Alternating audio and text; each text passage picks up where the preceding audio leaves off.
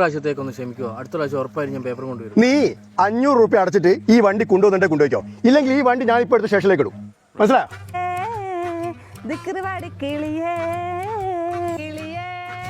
Hi police.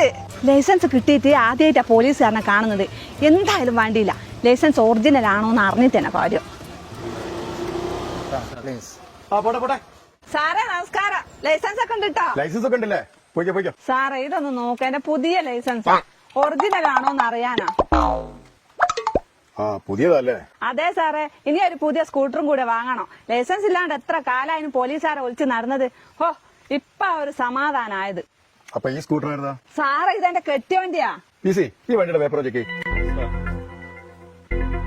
സാറേ paper ഒക്കെ റെഡിയാന്ന്. സാറേ ഞങ്ങൾ പോട്ടെ. മാറി നിൽക്കണം അവിടെ. ഇതിന് ഇൻഷുറൻസ് ഒന്നുമില്ല. പേപ്പർ ഒന്നും ഇല്ലല്ലേ? ഒരു 2500 രൂപ അടിച്ചേക്ക്. 2500 ഉറുപ്പ്യോ? ഞാനെന്തിനാ അടിക്കുന്നത്? ഇതെന്റെ വണ്ടിയൊന്നല്ലോ. ഇൻഷുറൻസ് ഇല്ലാതെ വണ്ടി ഓടിച്ച വകയിൽ നിങ്ങളുടെ പേരിൽ കേസ് എടുക്കുകയും ചെയ്യും, വണ്ടി സ്റ്റേഷനിൽ കൊണ്ടുവരികയും ചെയ്യും. അതുകൊണ്ട് ഫയലടിച്ച് പോയിക്കും. ഒരു 250 പോരെ? എടാ പി സി, ഈ വണ്ടി സ്റ്റേഷനിലേക്ക് എടുത്തോ. മാണ്ട ഇതാ ഒരു മിനിറ്റ്. ഞാൻ ബ്യൂട്ടി പാർലറിൽ പോവാൻ പറ്റ ഈ പൈസയും കൊണ്ട് അമേരിക്കയിൽ സുഖവാസത്തിന് പോകുന്ന മൂത്താശാരിയും കയ്യാശാരിമാരും മുടിഞ്ഞു പോട്ടെ. ഇന്ന